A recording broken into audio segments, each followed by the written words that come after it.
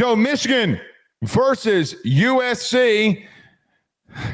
Boy, I can't believe I'm about to say this. How about them Trojans being able to run the football as highly as they did? How about Joe calling this one? How about that one? Yeah, if you notice, we split the games. We differed, and then we both got the Bama. By the way, Missouri, you can't cover there. You got to give us the win, right? I know, dude. Anyway, backdoor cover, annoying. But Michigan is able, or goes into USC, and USC's able to get the win. Breakout game for King Miller and Makai Lemon. Hello. Joe, your thoughts on this game? USC has to be praised and recognized as one of the best, if not the best offense in college football. I've talked a lot in opportunities to preview them, and even in the preseason with the efficiency metrics that they've had, they are really, really explosive. A lot of it funnels through Makai Lemon, who top 3 receiver in the sport right now. This kid is playing at an unreal level. He is making highly impactful plays. He is a perfect blend of not only being savvy, instinctual, but fast and shifty. He will continue to be talked about in the Blitnikoff, and he might end up winning the award with the stats that he is currently putting up at the moment. I love watching Makai Lemon, and as a Giants fan, I really badly want Makai Lemon on my team. Malik Neighbors and Makai Lemon. Dude, could you imagine that? With Cam Scatterbo and Jackson Dart? Oh, that'd be a lot of juice, dude. The biggest thing here that outside of me hyping up this USC offense, where they were able to, I think, prove a lot of people wrong, is that they can run the rock.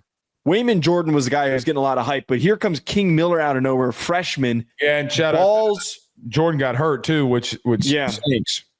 Balls out when he gets the chance to take the rock, and he explodes for a ton of big gains.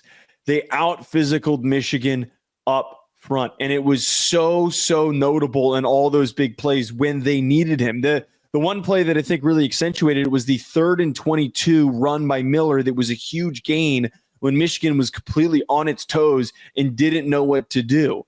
I do think that some of their issues with their secondary, Blake, could still catch up to them. But the way that the run defense played, as we've talked about, against what has been a very reliable rushing attack for Michigan, I think needs extra recognition. They ran the ball for 224 yards. King Miller had 158 of it. And I feel like that you have an entire system offensively that's clicking. Now, I thought going into this game that after what we saw against Illinois, that Michigan was going to be able to be the team that's able to lean on somebody and really run the football effectively. Joe, the biggest thing about this Lincoln Riley team is that, well, quite honestly, they're the ones that are leaning on teams. They're the more physical teams when you see them offensively against the defenses that they're facing. They got wide receivers for days. Lemon is making outrageous plays. You got you got Lane back, who I thought made some really good plays. But I think Maiava deserves a lot of credit in this and just rolling through the system. Joe, I remember the best season that Lincoln Riley had with Jalen Hurts and the ability of them running the football. How many times did Wink Martindale not know that the counter run was coming? They kept running counter and counter and counter and counter, and there wasn't a damn thing that Michigan could do about it. Joe, this was a splattering. I don't care what you say. They physically dominated their ass. And if there weren't some turnovers like the McCree turnover and fumble, or you look back at the silly mistake that Maiava had when he's rolling right and he throws the ball up for grabs and it gets picked off. If you clean those things up, Joe, all right. Because I think they can be good defensively. Now, got a big game this week. You got a big game coming up this week. Don't they have Notre Dame? Yes, they have Notre Dame. So you get to both sides get to like, hey, is Notre Dame kind of back here, or is USC legit here? And Joe, I got to be real with you. that secondary might get cooked. I'm just being honest with you. And look, we're going to do the preview. I am, of course, I've been saying this since the Texas A&M. You have been. I am nervous about how Notre Dame's secondary is going to play. Now, what does help them is that Notre Dame has found a little bit more of a pass rush, and I think that they're going to be a little bit more successful there. This is the big thing, and this is maybe part of my agenda, why I was hyping up USC going into this game and why I'm hyping them up more now at the current moment. USC gets propelled into the rankings with this victory, and now Notre Dame, if they beat USC, and USC at least finishes the year 10-2, 9-3, which they're on a trajectory to do so, that could be the one win that gets Notre Dame into the college football playoff. But we'll talk about that on tomorrow's show. I do want to give a quick nod to Michigan.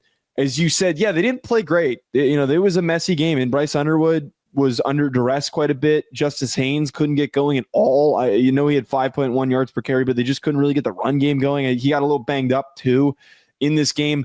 Blake, I said this in the preseason. I said this after the Oklahoma game. I said this before the Nebraska game.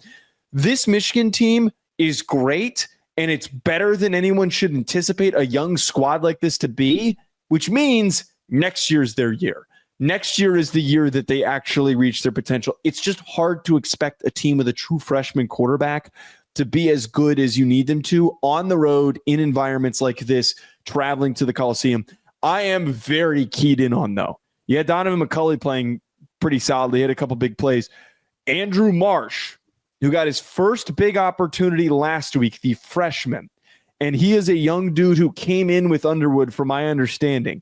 I really, really think, Blake, that Marsh has a chance next year to be a big-time playmaker in all of college football and be a reason why this Michigan offense reaches a different level, because they actually have some weapons. That's the positive, but we just got to kind of calm ourselves. If this team goes 8-4, 9-3, doesn't mean they're bad, but it was what the realistic expectation should have been. Well, he was the only bright spot for Michigan in the second half. You had a 3-and-out to start the second half. You had a punt. You had an interception. You had the touchdown, the long play by Marsh. But then you had a turnover on downs, an interception to end the game, and you did nothing. Marsh was the only bright spot for you in the second half, to your point here. But look, they are really young. They got to go get some playmakers for Bryce Underwood. But I think the biggest thing coming out of this USC-Michigan game is very simple. Yes, you got a lot of really good receivers at USC. They're extremely talented. They're extremely good. They've done a lot of really good things. And I think Makai Lemon's one of, and you said you think he could win the Biletnikoff, which would mean that you think he's the best receiver in college football. It's none of that matters because of how physically they're running the football. Joe, they're one of the top teams in the country in running the football, and you don't think about that in a Lincoln Riley offense. You think about them throwing the football around, but it's how they're leaning on teams that's been so beautiful to watch in some regards. And newsflash, they're going to run the counter, and you better have a way to stop it. All right.